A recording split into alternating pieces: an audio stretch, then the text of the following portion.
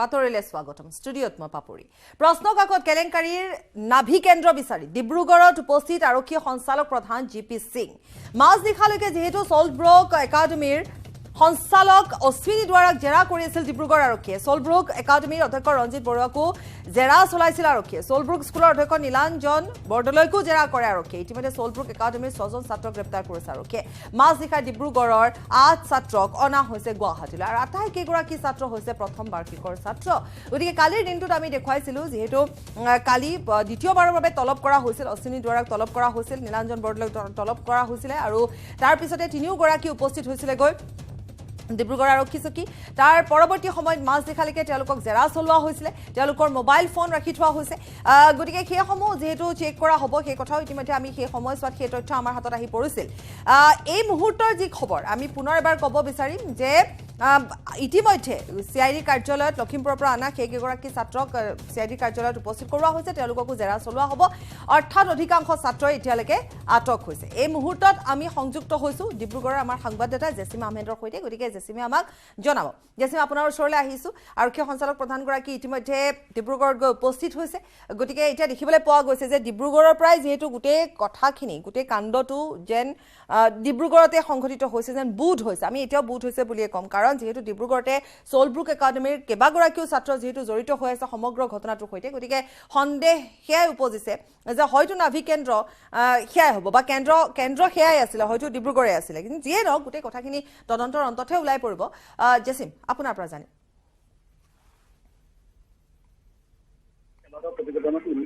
বিভিন্ন আপডেটসমূহ দি আছো বৰ্তমান মই উপস্থিত ডিব্ৰুগড়ৰ আৰক্ষী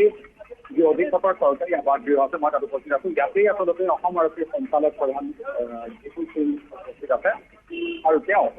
ডিব্ৰুগড়ৰ আৰক্ষী অধীক্ষক শ্বেতান মিশ্ৰৰ সৈতে গুৰুত্বপূৰ্ণ বৈঠকত আচলতে ইয়াত আছে এতিয়া যিহেতু মহানগৰী এয়াৰপৰ্টৰ পৰা তেওঁ ইয়ালৈ আহিছিল তেওঁ ইয়াত পোনপটীয়াকৈ ইয়াতে প্ৰৱেশ কৰিছে তেওঁ আজি এতিয়া 1.5 ঘণ্টা হ'ল ইয়াতে উপস্থিত আছে তাৰমানে ইয়াৰ গোটেই বিষয়টো তেওঁলোকে কি আলোচনা হৈছে সেয়া ক'ব নোৱাৰি কিন্তু ইয়াত তেওঁ গুৰুত্বপূৰ্ণ আলোচনা আচলতে মিলিত হৈছে আৰু সামগ্ৰিকভাৱে যি কৰিছে দেখুৱাইছে ইয়াত মই গোটেই নিৰাপত্তা বিষয়ে আৰক্ষীৰ অসম আৰক্ষীৰ বিভিন্ন বিষয়াসকলৰ আচলতে এনেধৰণৰ ঘটনা গুৱাহাটীত জড়িত হৈ আছে কিন্তু এই সময়ত জিপি সিং ডাঙৰীয়া কিন্তু ডিব্ৰুগড় আহিছে মই পুনৰ এবাৰ ক'ম এই কথাটো পুনৰ এবাৰ এক স্পৰ্শকাতৰ বিষয় লক্ষণীয় বিষয় কাৰণ অসম আৰক্ষীৰ এজন শীৰ্ষ বিষয়া আটাইতকৈ শীৰ্ষ বিষয়া বুলি ক'ব লাগিব তেওঁ ডিব্ৰুগড়ত আহিছে ইতিমধ্যে চিআইডি দলটোৱে যিসকল অভিযুক্ত শিক্ষাৰ্থী আছিলে তেওঁলোকক লৈ গৈছে আৰু বিভিন্ন প্ৰান্তৰ বিভিন্ন অভিযোগকাৰীক লৈ গৈছে আৰু লৈ গৈ চিআইডি কাৰ্যালয়ত জেৰা চলাইছে যিহেতু ডিজিপি ডাঙৰীয়া তেওঁ তাতেই উপস্থিত আছিলে তাৰ পাছত কিন্তু হঠাৎ ডিব্ৰুগড়লৈ তেওঁ এক ভ্ৰমণ লৈ আহে আৰু এই তৎক্ষণিক ভ্ৰমণৰ মন্ত্ৰালয়ৰ কথা কি আচলতে বৰ্তমানলৈকে আমি জানিব পৰা নাই যদিও কিন্তু বহু কথাই আচলতে ইয়াক ইংগিত বহন কৰিছে আমাৰ লগত এজন জ্যেষ্ঠ সাংবাদিক আছে মই তেওঁক পুনৰবাৰ সুধিম যে জিপি সিং ডাঙৰীয়া ইয়াত উপস্থিত হৈ আছে আৰু প্ৰায় 1.5 ঘণ্টা হ'ল তেওঁ ইয়াত উপস্থিত আছে এই গোটেই প্ৰক্ৰিয়াটো গোটেই চিআইডি তদন্ত হৈ আছে কিন্তু আৰক্ষী বিষয়াসকল আচলতে তাত তেনে সময়ত তেওঁ ডিব্ৰুগড়ত আহি উপস্থিত হৈছে কেনেধৰণে খায়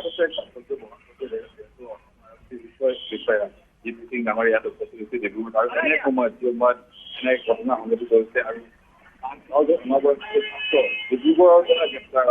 আটক হৈছে যোৱা হৈছে আটক কৰি এতিয়া চিআইডিলৈ প্ৰেৰণ কৰিছে আৰু সেই সময়তে আৰু যিহেতু এক শীৰ্ষশাৰীৰ শিক্ষানুষ্ঠানৰ মুৰব্বীসকলক মোতায়েন কৰা হৈছিল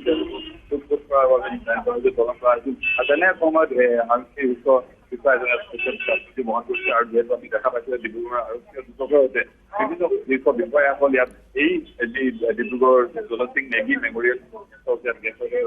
আলোচনাত মিলিত হৈছে আৰু শীৰ্ষ বিষয়াজনৰ লগত আলোচনা কৰি আছে গতিকে নিশ্চিতভাৱে কাৰ্যকৰী পথ কৰিছে আৰু পৰৱৰ্তী সময়ত আমি গম পাম এনেধৰণৰ তেওঁ প্ৰক্ৰিয়াটো আগবঢ়াই তদন্তটো আগবঢ়াই আৰু তেওঁ অতি সূক্ষ্মভাৱে যিহেতু এই তদন্তটো আগবঢ়াই নিব গতিকে দেখা গৈছে যে যিহেতু পৰৱৰ্তী সময়ত তেওঁ অন্য ধৰণে এই ঘটনাটো বিভিন্ন লোকক সুস্থভাৱে মোতায়েন কৰা হ'ব পাৰে বা তেওঁলোকৰ হয় আচলতে পুথিখলিয়ে বা নহয় ৰৌ গোড়ালি ক'ৰবাত এই জালতে আওতাত অহাৰ সম্ভাৱনা নুই কৰিব নোৱাৰি পাছতে আৰু সেই কথাকে আচলতে সদস্য সাংবাদিকজনে ক'ব খুজিছে আৰু ই গোটেই বিষয়টো যদি চাবলৈ যায় কালি যদি চাই আমি প্ৰথম পৰা যদি প্ৰশ্ন কাকত খালিলৰ বিষয়টো চাওঁ তেনেহ'লে এটা কথা স্পষ্ট যে সেইসকল ল'ৰা ছোৱালী বা শিক্ষাৰ্থী তেওঁলোকে এই সপ্তাহত পালে হোৱাটছএপ হয়তো তেওঁলোকে জেছিম আচলতে প্ৰশ্ন বহুত জেছিম এই মুহূৰ্তত মই আপোনাক ধন্যবাদ জনাম আৰু কিছু তাত আপুনি থাকক কাৰণ আপোনাৰ পৰা আমি আৰু অধিক খবৰ পৰৱৰ্তী সময়ত লাভ কৰিম আমি এই মুহূৰ্তত আৰু এটা কথা আসলতে জানাব বিচাৰিম যে সলব্ৰুক একাডেমীৰ যেহেতু 6জনকৈ ছাত্ৰক আৰক্ষীয়ে ইতিমধ্যে গ্ৰেপ্তাৰ কৰিছে গতিকে অধ্যক্ষগৰাকীকো সোধা পোছা কৰিছে বা আমি ইতিমধ্যে কৈছোৱে যে সঞ্চালকক জেৰা কৰিছে নিশা মাজ নিশালৈকে অশ্বিনী দুৱাৰাক জেৰা কৰিছে ডিব্ৰুগড় আৰক্ষীয়ে গতিকে আজিৰ দিনটোতো হয়তো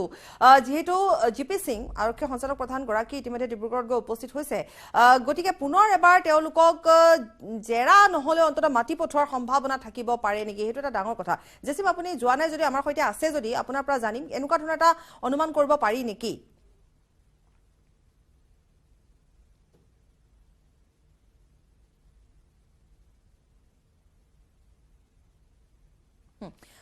জেছিম আপোনাৰ সৈতে সংযোগ বিচ্ছিন্ন হৈছে আমাৰ আমি পৰৱৰ্তী সময়ত হয় হয় যেহেতু শিক্ষকসকল শিক্ষাৰ্থী ইয়াত জড়িত থকাৰ অভিযোগ আছে আৰু এই অভিযোগ এক প্ৰকাৰে চালে এই শিক্ষানুষ্ঠানৰ লগত জড়িত শীৰ্ষ যিসকল ব্যক্তি আছে হয়তো তেওঁলোক কোনো ধৰণৰ অভিযোগ নাথাকিব পাৰে কিন্তু আৰক্ষী যেহেতু এটা তদন্ত প্ৰক্ৰিয়া বিভিন্নজনৰ সোমাই পৰিব হয় নিশ্চয় মাটি পঠিয়াব পাৰে এটা অনুমান আমি জেছিম ধন্যবাদ জনাম আপোনাক আৰু এই মুহূৰ্তত আমি পুনৰ এবাৰ ক'ব বিচাৰিম ডিব্ৰুগড় যেহেতু গৈ উপস্থিত হৈছেগৈ গতিকে পৰৱৰ্তী সময়তে হয়তো আৰু কিছু খবৰ আমাৰ হাতত আহিব পাৰে কিছু ডাঙৰ খবৰ আহিব পাৰে গতিকে তাৰ বাবে আমি অপেক্ষা কৰিব লাগিব জেছিম আছে আমাৰ সৈতে আমি পৰৱৰ্তী সময়ত জেছিমৰ সৈতে পুনৰ সংযুক্ত হ'ম আৰু যিকোনো আপডেট জেছিমে পোৱাৰ লগে লগে আমি জেছিমৰ সৈতে সংযুক্ত হ'ম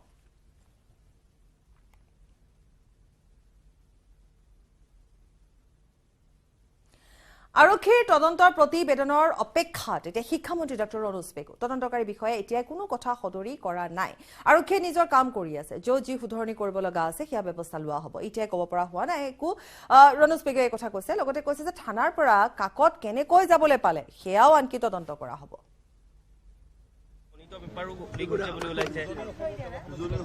পুলিচে এতিয়ালৈকে আমাক একো কথা জনোৱা নাই পুলিচে কৈছে আমাক অলপ সময় লাগিব তেওঁলোকে তদন্ত কৰি আছে গতিকে আমাক একো কথা জনোৱা লুপ হোলছবিলাক মাৰিবৰ কাৰণে ভৱিষ্যতে যাতে নহয় কেনেকুৱা ধৰণৰ ব্যৱস্থা হৈছে নে নাই প্ৰথম চ'ৰ্চটো কি আছিলে সেইটো আমি জানিব লাগিব বেমাৰটো ক'ত আছে আমি সেইটো প্ৰথম ধৰা পেলাব লাগিব তদন্ত সম্পূৰ্ণ হওক তাৰপাছত আৰু বহুতো স্কুলৰ নাম আহিছে যিবিলাক ভাল ৰিজাল্ট কৰি আছে স্কুলৰ টিচাৰৰ নাম গতিকে চব পুলিচৰ পৰা এটা কনক্লুচিভ প্ৰতিবেদন নোপোৱালৈকে আমি একো কথা আগতীয়াকৈ ধাৰণামূলকভাৱে অনুমানৰ ওপৰত ভিত্তি কৰি পেলাই একো কথা আমি ক'ব নোৱাৰোঁ বা কোনোবাই কোৱাটো উচিত নহ'ব গতিকে তেওঁলোকে তদন্ত সম্পূৰ্ণ কৰক ব্যৱস্থা হ'ব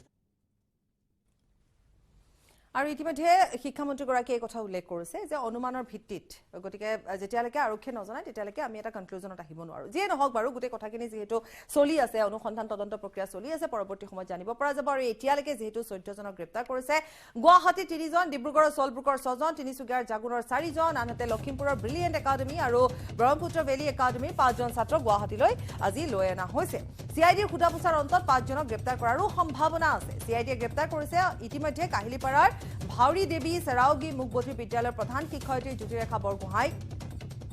শিক্ষক হেৰম্ব কুমাৰ দাসক গ্ৰেপ্তাৰ কৰিছে আৰু সেবাৰ মালি চিত্ৰৰয় গ্ৰেপ্তাৰ কৰিছে তিনিওকে 3 দিন চিআইডিৰ জিম্মালৈ প্ৰেৰণ কৰিছে আদালতে ইফালে প্ৰশ্নকাকত ফাদিল সন্দৰ্ভত তিনিচুকীয়াৰ জাগুনৰ পৰা 4জনক গ্ৰেপ্তাৰ কৰা হৈছে অৰ্থাৎ ৰাজ্যৰ বিভিন্ন প্ৰান্তৰ পৰা আচলতে গ্ৰেপ্তাৰ কৰা হৈছে কেইবাগৰাকীও ছাত্ৰ আৰু তাতোকৈ ডাঙৰ কথা হৈছে যে শিক্ষকো আনকি গ্ৰেপ্তাৰ হৈছে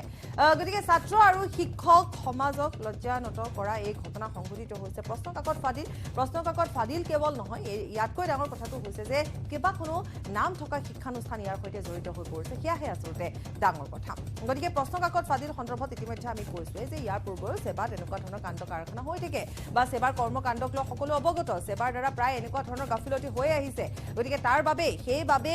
দল সংগঠনে সেবাক অকৰ্মণ্য বুলি কৈছে অপদাৰ্থ বুলি কৈছে কিন্তু যিয়ে নহওক সেবাৰ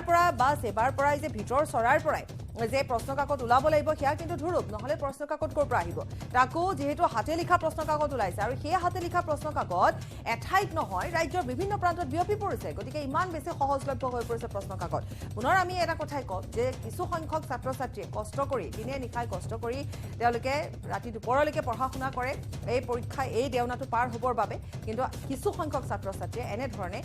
ক'ত প্ৰশ্নকাকত পাব পাৰি তাৰ আশাত বাট চাই থাকে সঞ্জীৱ লাহন আছে আমাৰ সৈতে সংযুক্ত হৈ সঞ্জীৱৰ ওচৰলৈ যাম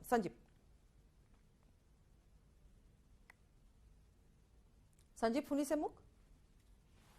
আটক কৰিছে লখিমপুৰৰ পানীগাঁৱৰ পৰা আটক কৰিছে লখিমপুৰ আৰক্ষীয়ে সোধপোছৰ বাবে আটক কৰিছে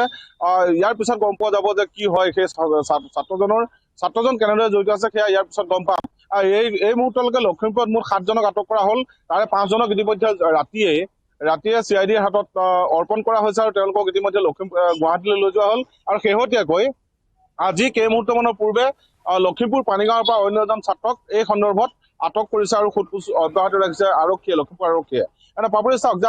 ইতিমধ্যে আপুনি উল্লেখ কৰিছে যে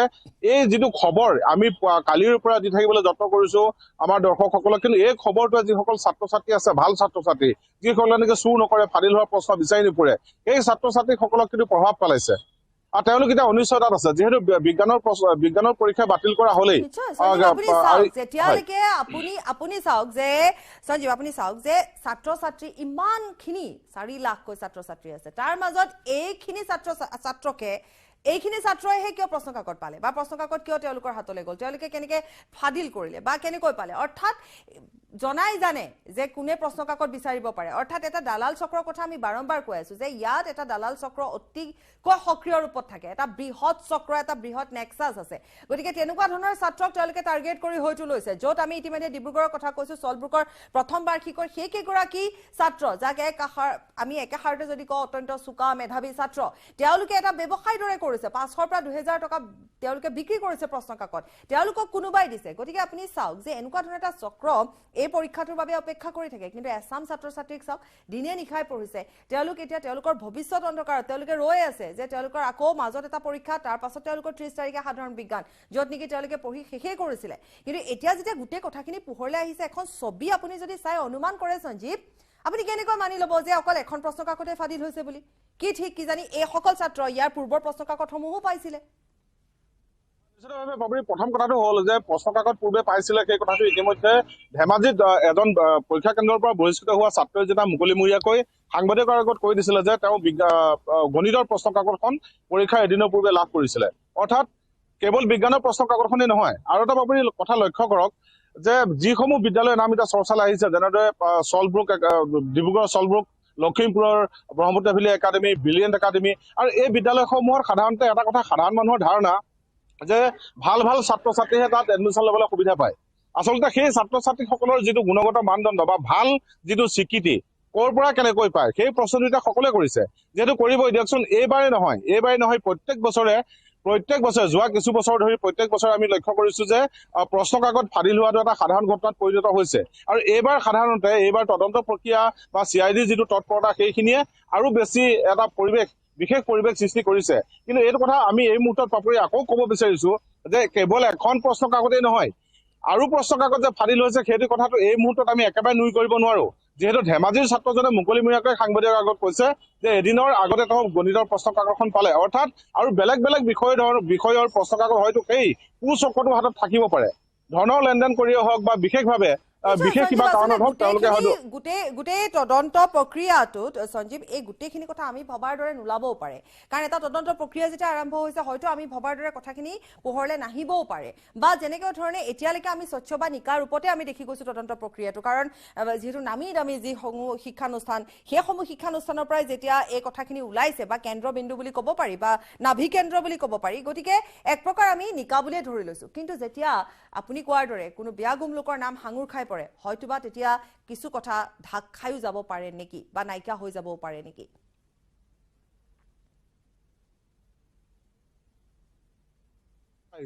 অৰ্থাৎ শিক্ষামন্ত্ৰীগৰাকী নিজৰ সমষ্টিৰ পৰা আহিছে অতি ডাঙৰ খবৰ পাপৰি চাওক যিজন ছাত্ৰই মুকলিমূৰীয়াকৈ ক'লে যে এদিনৰ পূৰ্বে তেওঁ গণিতৰ প্ৰশ্ন কাকত পাইছিলে সেই ছাত্ৰজন কিন্তু ধেমাজিৰ অৰ্থাৎ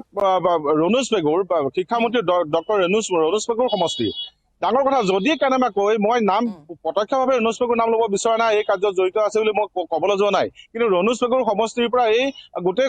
ডাঙৰ খবৰটো বিয়পি পৰিছে বিজ্ঞানৰ প্ৰশ্ন কাকত ফাদিল হোৱা কথাটো যেনেদৰে বিয়পি পৰিছিলে ঠিক তেনেকৈ গণিতৰ প্ৰশ্ন কাকত এদিনৰ পূৰ্বে ফাদিল হোৱা কথাটো ধেমাজিৰ পৰা কিন্তু ওলাই আহিছে আৰু এই ক্ষেত্ৰত আমি লক্ষ্য কৰি আছো সমগ্ৰ প্ৰক্ৰিয়াটো যেতিয়া চলি আছে কিছুমান সংগঠন আৰু কিছুমান ব্যক্তি বিশেষ ৰাজনৈতিকভাৱে শক্তিশালী ব্যক্তি বিশেষে এই ঘটনাটো কিন্তু ওলাই কৰিবলৈ যত্ন কৰিছে তেওঁলোকে প্ৰাকে প্ৰকান্তৰে সেৱাকে হওক বা শিক্ষামন্ত্ৰীগৰাকীক হওক সুৰক্ষা দিয়াত ব্যস্ত হৈ পৰা আমি দেখিবলৈ পাইছো সামাজিক মাধ্যমতে হওক বা বিভিন্ন মাধ্যমত বা তেওঁলোকৰ যিখিনি কাৰ্যকলাপ সেইখিনি এইটোকে প্ৰমাণ কৰে অৰ্থাৎ এই গোটেই প্ৰক্ৰিয়াটোত এই কুচক্ৰটোৰ লগত আৰু কোনোবা শক্তিশালী লোক জড়িত থাকিব পাৰে, ৰাজনৈতিকভাৱে শক্তিশালী হওক বা বিভিন্ন প্ৰকাৰৰ শক্তিশালী লোক জড়িত হৈ থাকিব পাৰে। সঞ্জীৱ, আপুনি নিশ্চয় থাকিব পাৰে। সঞ্জীৱ, আৰু এটা কথা আমি এটা কথা পাতি আছো যে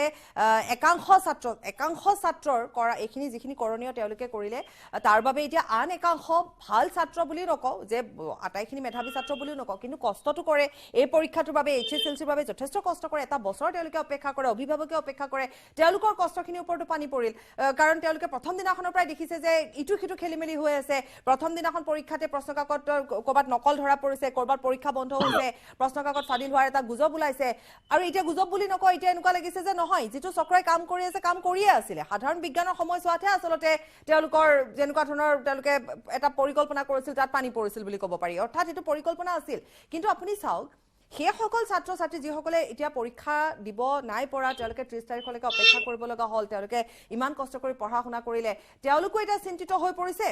আনহাতে যিসকল ছাত্ৰৰ কথা আমি কৈ আছো, এই 8 জন, 10 জন, 15 জন, 14 জন ছাত্ৰক যে গ্ৰেপ্তাৰ বা আটক কৰা হৈছে, তেওঁলোকৰ ভৱিষ্যতৰ কথা ভাবকচোন। গতিকে ছাত্ৰ সমাজহে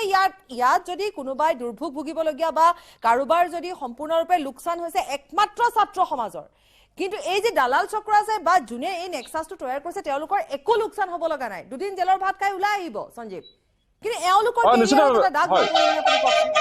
হয় হয় হয়, নিশ্চিতভাৱে যে ইয়াত যিসকল ছাত্ৰ আটক কৰা হৈছে তাৰে কিছুমানৰ পৰীক্ষাও আছিল। আচলতে ক'বলৈ গ'লে পাপৰি চাওক, আমি অন্য ধৰণে যদি ভাবো, ছাত্ৰজনে যেতিয়া পঢ়া শুনা কৰি পৰীক্ষাৰ প্ৰস্তুতি চলায়, সেই ছাত্ৰজনক লোভ দেখুওৱা হয়, আচলতে ইমান কষ্ট কৰাৰ প্ৰয়োজন নাই, এনেদৰে প্ৰশ্ন কাকত আনি দিম, পৰীক্ষাৰ প্ৰস্তুতি কৰি ভাল ৰিজাল্ট কৰিব। স্বাভাৱিকতে তেতিয়া যিকোনো এজন ছাত্ৰই সেই কথাটোৰ প্ৰতি লালায়িত হ'বই। কিন্তু তেওঁক প্ৰৰোচনা কোনে কৰিছিলে, আচলতে তেওঁক সেই প্ৰশ্ন কাকত আনি কোনে দিছিলে, সেইটো এটা ডাঙৰ কথা। আৰু এটা কথা ক'ব লাগিব যে সকলো ছাত্ৰ ছাত্ৰী তেনেকুৱা নহয়। বহু ছাত্ৰ ছাত্ৰী, বহু অভিভাৱক অধিক আগ্ৰহে বাট চাই থাকে এই মেট্ৰিক পৰীক্ষাৰ কাৰণে, মেট্ৰিক পৰীক্ষাৰ ফলাফলৰ কাৰণে বহুত ছাত্ৰ ছাত্ৰী অভিভাৱকে দিন ৰাত একাকাৰ কৰিছে, কষ্ট কৰিছে। আচলতে এতিয়া যদি এই পৰীক্ষাটোৰ পিছত যিটো ফলাফল ওলাব, যিসকল ছাত্ৰ ছাত্ৰীয়ে ভাল ফলাফল দেখুৱাব, তেওঁলোককো হয়তো আজিৰ যিটো খেলি মেলি বা বিজ্ঞানৰ প্ৰশ্ন কাকতৰ যিটো খেলি মেলি, গণিতৰ প্ৰশ্ন কাকতৰ যিটো খেলি মেলি, সেই উত্তীৰ্ণ হোৱা ছাত্ৰ ছাত্ৰীসকলৰ গাতো হয়তো অলপকৈ বা তেওঁলোককো মানুহে সন্দেহেৰ চকুৰে চাব। যিহেতু যিসকল ধৰা পৰিছে তেওঁলোক ইতিমধ্যে হয় হয় হয়, যিসকল ধৰা পৰিছে তেওঁলোকে বা কোনোবাই যদি হয় আৰু সঞ্জীৱ চাব, কোনোবাই যদি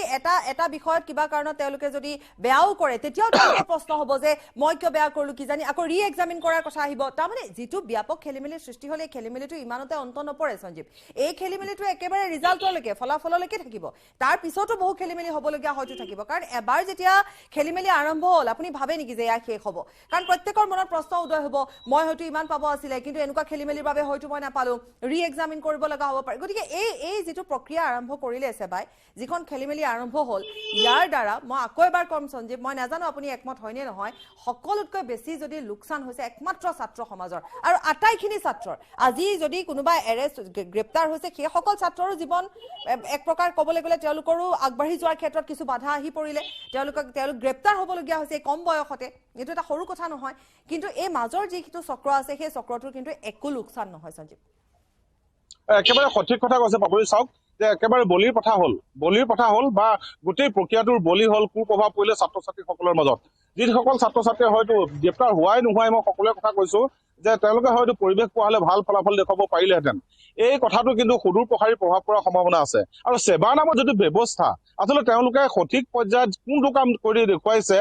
তেওঁলোকে আচলতে দেখুৱাবই নোৱাৰে বুলি ক'ব লাগিব। তেনেকুৱা দৃষ্টান্তত নাই। প্ৰত্যেকটো পৰীক্ষাতে খেলি মেলি বা অভ্যন্তৰীণ যিখিনি খেলি মেলি, সেইখিনি কথা বাৰে বাৰে পাতে আমি প্ৰকাশ কৰিয়ে আছো। সেৱাৰ ওপৰত আচলতে এই ছাত্ৰ ছাত্ৰীসকলৰ ভৱিষ্যত এৰি দিয়াটো কিমান সমীচীন হৈছে বা কিমান সমুচিত হৈছে, সেই প্ৰশ্নটো এতিয়া সকলোৱে কৰিব। পৰীক্ষা সময়ত বেমেজালি,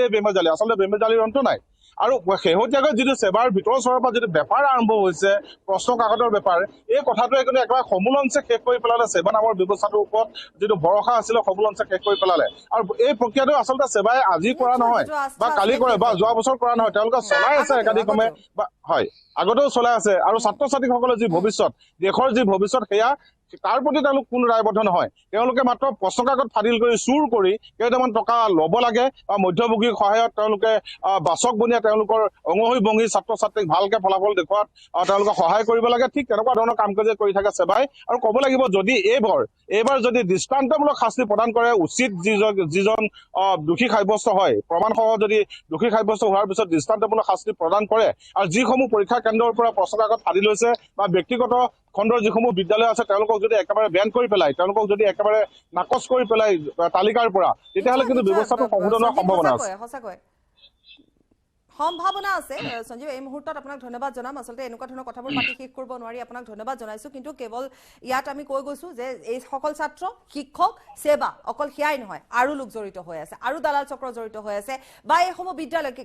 মাথো কেইখনমান বিদ্যালয়ৰহে কিয় ছাত্ৰ জড়িত হৈ আছে তাক লৈ প্ৰশ্ন উত্থাপন হৈছে গতিকে এই যে বেমেজালিৰ সৃষ্টি হ'লে এই বেমেজালিৰ অন্ত কিন্তু শেষ নাই কাৰণ এই বেমেজালিৰ অন্ত নপৰে ফলাফলৰ সময়তো এই বেমেজালিৰ কথা আহি পৰিব সেই সময়তো বহু প্ৰশ্ন উত্থাপন হ'ব অৰ্থাৎ যিটো পৰীক্ষা এবাৰ 2023 হল ইয়াক লৈ কিন্তু বহুত হাজাৰ প্ৰশ্ন সদায় উত্থাপন হৈ থাকিব ধন্যবাদ জনাইছো সঞ্জীৱ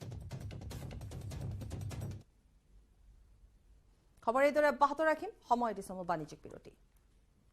কেৱল ষ্ট্ৰং নহয় মাইথান ষ্ট্ৰং মাইথান ষ্টীল নিৰ্মাণৰ মানদণ্ড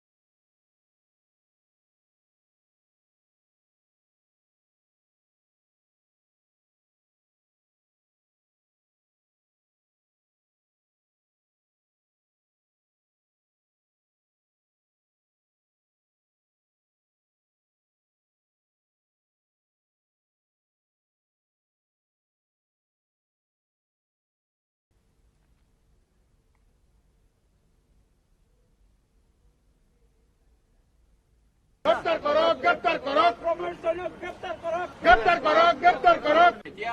আমাক এতিয়াও কোৱা নাই যে বিজ্ঞানৰ প্ৰশ্ন কাকতখন লিক হ'ল নে নাই হোৱাটছএপত ওলোৱাৰ কাৰণে কোনোবা ছচিয়েল মিডিয়াত ওলোৱাৰ কাৰণে পৰীক্ষা বাতিল কৰিলে কিন্তু যিটো পৰীক্ষা ইতিমধ্যে লিক হৈ গ'ল সেই পৰীক্ষাটো কি হ'ব এই কথাৰ জবাব দিব লাগে আৰু যোৱাকালিলৈকে মোক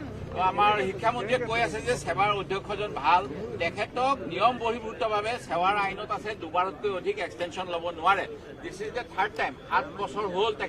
তেখেতক কি কাৰণে ৰাখি আছে আজি আমাৰ অসমত ইমান নিবনুৱা আছে আমি ভাবো যে যিসকলৰ